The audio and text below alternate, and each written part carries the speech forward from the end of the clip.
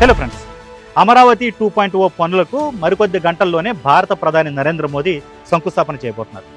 దీనికి సంబంధించిన అన్ని ఏర్పాట్లు అమరావతిలో పూర్తయ్యాయి.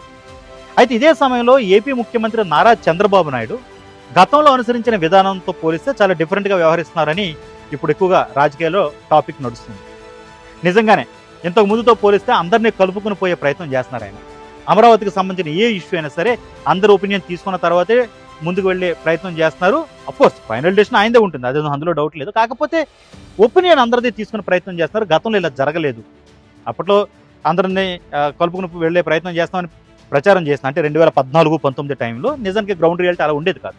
కానీ ఈసారి మాత్రం చాలా డిఫరెంట్గా ఉన్నారు. ఆయన బాడీ లాంగ్వేజ్ మారిపోయింది, అందరినీ కలుపుకుని వెళ్ళే ప్రయత్నం చేస్తున్నారు. అందులో భాగంగానే చంద్రబాబు నాయుడు అంటే రాజకీయ ప్రత్యర్థి కాదు, ఒక శత్రువు అన్నట్టు బిహేవ్ చేస్తారు అనే ఒక ప్రచారం ఉన్న వైఎస్ జగన్మోహన్ రెడ్డి, మాజీ ముఖ్యమంత్రి, వైసీపీ అధినేత వైఎస్ జగన్మోహన్ రెడ్డికి అమరావతి కార్యక్రమానికి అటెండ్ అవ్వాలంటూ ఒక ఆహ్వాన పత్రిక ఏపీ గవర్నమెంట్ నుంచి వెళ్ళింది. ఆయనే కదా, ఆయన సోదరి ఏపీ పిసిసి ప్రెసిడెంట్ షర్మిలకు కూడా ఒక ఆహ్వాన పత్రిక వెళ్ళింది. ముఖ్యంగా అమరావతికి సంబంధించి అక్కడ ఉన్న రైతులు ఒక బద్ద విరోధిగా చూస్తుంటారు జగన్మోహన్ రెడ్డిని. ఎందుకంటే 3 రాజధానుల బిల్లును తీసుకొచ్చారు అప్పట్లో తెరపైకి. ఏపీ రాజధానిని అమరావతి నుంచి తరలించుకుపోయే ప్రయత్నం చేస్తున్నారంటూ ఆయనపై వాళ్ళు ఒక పెద్ద ఉద్యమాన్ని నడిపించారు. ఆ టైంలో వాళ్ళు చాలా ఇబ్బందులు పాలయ్యారు, లాఠీ దెబ్బలు తిన్నారు, కేసులు ఎదుర్కొన్నారు. ఆ రైతులందరూ చాలా కోపంగా ఉంటారు వైఎస్ జగన్మోహన్ రెడ్డి అంటే. అలాంటి పరిస్థితుల్లో కూడా ఆయన్ని కలుపుకుని వెళ్ళే ప్రయత్నం చేస్తున్నారు చంద్రబాబు నాయుడు. అందులో భాగంగానే వైఎస్ జగన్కి ఆహ్వాన పత్రిక వెళ్ళింది, అలాగే షర్మిలకు వెళ్ళింది. అయితే షర్మిల ఇప్పుడు లేరు, ఆమె బెంగళూరు వెళ్ళిపోయారు. జగన్మోహన్ రెడ్డి కూడా అటెండ్ అయ్యే అవకాశాలు చాలా తక్కువ అంటున్నారు రాజకీయ విశ్లేషకులు. బట్ రాష్ట్రంలో ఉన్న ముఖ్యమైన రాజకీయ నాయకులందరికీ, అన్ని పార్టీల అధినేతలకి లేదా ఆ పార్టీలకు సంబంధించిన కీలక పదవుల్లో ఉన్న వాళ్ళకి ఆహ్వాన పత్రికలు అయితే వెళ్ళాయి. ఇది చాలా కీలకమైన పరిణామం అనే చెప్పాలి. ఇంత ముందుతో పోలిస్తే నిజంగా ఆయన బాడీ లాంగ్వేజ్ మారింది. నవ్వుతున్నారు ఆయన. ఇంతకుముందు ఆయన పెద్ద నవ్వేవారు కాదు, ముఖంలో ఉండే ఎక్స్ప్రెషన్ బయటికి కనపడనిచ్చేవారు కాదు అని అందరూ అనుకునేవారు. ఇప్పుడు దానికి భిన్నంగా వ్యవహరిస్తున్నారు, చక్కగా నవ్వుతున్నారు, అందరితో కలుసుకుంటూ వెళుతున్నారు చంద్రబాబు నాయుడు. సో అందులో భాగంగానే ఇప్పుడు అమరావతికి సంబంధించిన ఏ ఇష్యూ అయినా సరే 10 మంది అభిప్రాయం తెలుసుకోవటే ప్రయత్నం చేస్తున్నారు. అమరావతి రైతుల్లో కొంతమందికి సన్మానం చేస్తారు, కొంతమందిని పక్కన పెట్టేశారంటూ మన ప్రచారం బలంగా నడిచింది. అది ఫేక్ అని తర్వాత ఏపీ ప్రభుత్వం వివరణ ఇచ్చింది. అమరావతి రైతులందరినీ పిలిచి చంద్రబాబు నాయుడు వాళ్ళకి సంబంధించిన నాయకులు ఉంటారు కదా, వాళ్ళతో మాట్లాడారు, ఆహ్వానాలు పలికారు. అమరావతి రైతులు ఎవరైతే భూములు ఇచ్చారో అమరావతికి, వాళ్ళందరి ఇళ్ళకి ప్రభుత్వం తరపు నుంచి ప్రతినిధులు వెళ్ళి వాళ్ళని ఆహ్వానించారు ఈ కార్యక్రమానికి అటెండ్ కావాలని. అలాగే జగన్, షర్మిల, ఇతర కీలక నేతలందరూ ఎవరైతే ఉన్నారో వాళ్ళందరూ కూడా ఆహ్వాన పత్రికలు ప్రభుత్వం నుంచి వెళ్ళాయి.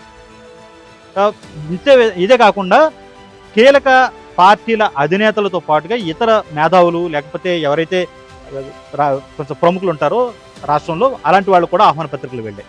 టోటల్గా 5 లక్షల మందితో ఒక భారీ సభను అరేంజ్ చేస్తారు. మరికొద్ది గంటల్లోనే అది జరగబోతుంది. సో వీటన్నిటిని బేస్ చేసుకుంటే చంద్రబాబు నాయుడు గతంతో పోలిస్తే కన్నా ఖచ్చితంగా డిఫరెంట్గానే వ్యవహరిస్తున్నారనే అభిప్రాయం అయితే అందరిలో కలుగుతుంది.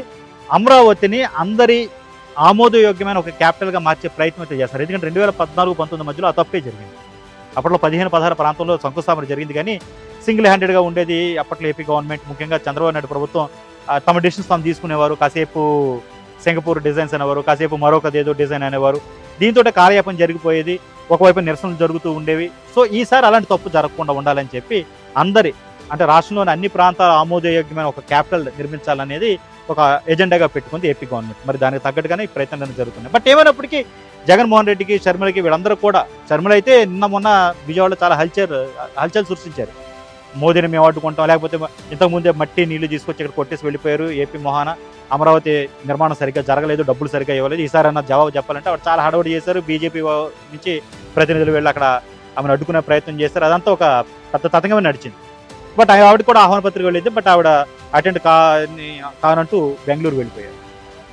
సో జగన్మోహన్ రెడ్డి ఏపీలోనే ప్రస్తుతానికి ఉన్నప్పటికీ ఆయన అటెండ్ అవుతారని ఎవరైతే అనుకోవడం లేదు. మరి ఇలాంటి పరిస్థితుల్లో ఖచ్చితంగా ఏపీ గవర్నమెంట్, ముఖ్యంగా చంద్రబాబు నాయుడు అందరూ ఆమోదం పొందే ప్రయత్నాలు అయితే ఆయన తరపున ఆయన చేస్తున్నారు. ఇది మాత్రం కొంచెం డిఫరెంట్గా ఉంది ఏపీ రాజకీయం.